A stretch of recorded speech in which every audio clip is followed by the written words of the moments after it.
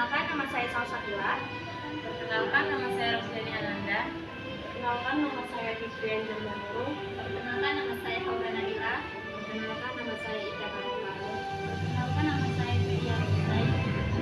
Perkenalkan, nama saya Revarina Manulu. Perkenalkan, nama saya Awi Bancin.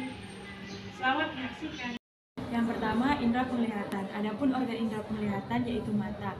Fungsi mata yang pertama memusatkan perhatian pada suatu objek, yang kedua menyesuaikan cahaya yang masuk, yang ketiga dapat digunakan sebagai media komunikasi. Struktur mata yang pertama sklera. Sklera ini berfungsi untuk menutupi seluruh bola mata kecuali pada bagian kornea. Yang kedua koroid. Koroid ini warnanya gelap karena berfungsi untuk melindungi bola mata dari berbagai macam gangguan seperti contohnya cahaya yang berlebihan. Yang ketiga retina. Retina ini merupakan bagian mata yang berupa lapisan yang sangat peka terhadap rangsangan cahaya.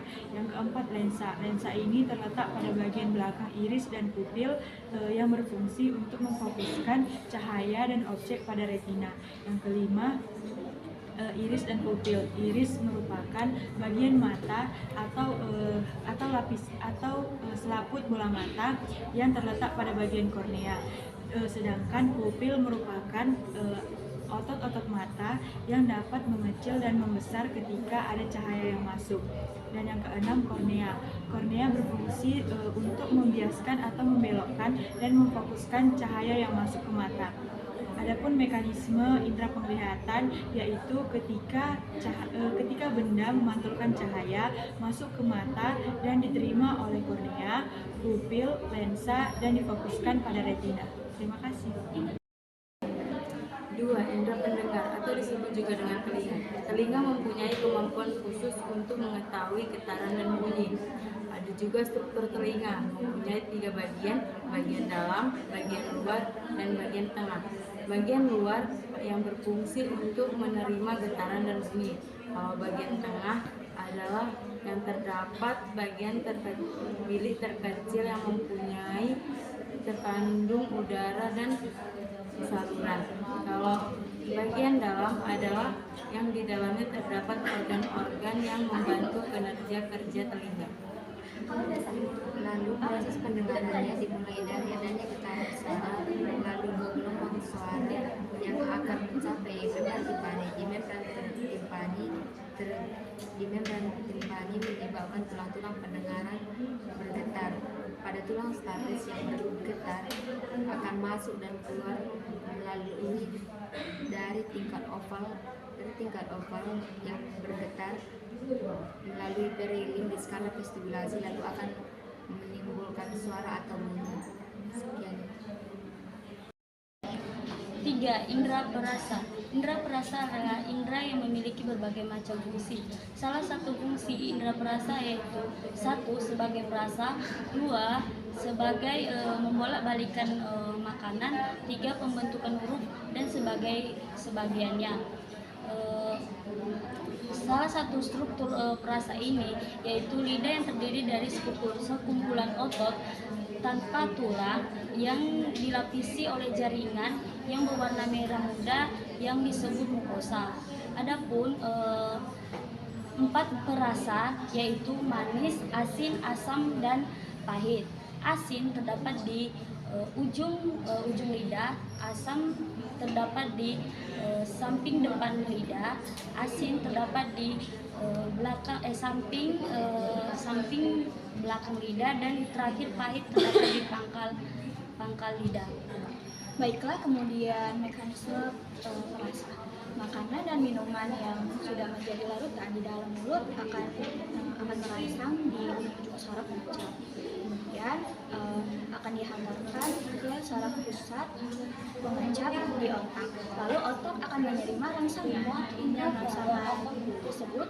Itulah yang menjadikan kita bisa merasakan makanan dan minuman tersebut. 4. Indera penciuman atau penciuman hidung.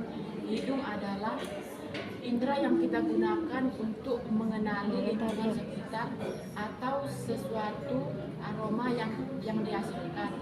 Di dalam hidung kita terdapat banyak sel kemoreseptor untuk mengenali bau.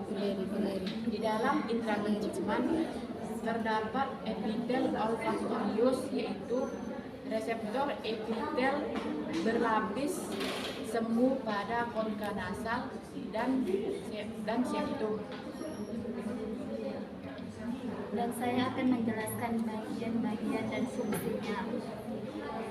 Yang pertama, lubang hidung berfungsi sebagai alat respirasi atau pernapasan. Yang kedua, septum berfungsi sebagai indera penciuman.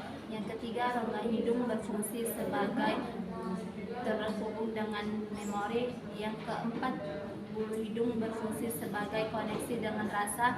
Yang kelima, sinus hidung berfungsi sebagai penyaring hidup. 5. Indra raba atau kulit. Kulit berfungsi sebagai tempat untuk mengeluarkan keringat, menimbun lemak, dan mengatur suhu tubuh, dan juga tempat untuk terbentuknya vitamin D. Struktur peraba atau kulit yaitu satu, epidermis, yaitu lapisan paling luar yang terbentuk dari lapisan korneum dan lapisan malpighi. 2. Lapisan dermis, yaitu lapisan tengah yang terdapat pembuluh darah, ujung saraf, akar rambut, kelenjar keringat, dan kelenjar minyak. Yang ketiga, hipodermis, yaitu lapisan yang paling dalam yang berfungsi sebagai cadangan makanan dan menahan panas tubuh. Mekanisme indera peraba atau kulit. Ketika kulit menerima rangsang, kemudian diterima oleh sel-sel reseptor, kemudian rangsang akan dikirim ke otak melalui urut saraf, dan di dalam otak rangsang akan merasakan adanya suatu rangsang, kemudian tubuh akan menanggapi rangsang tersebut.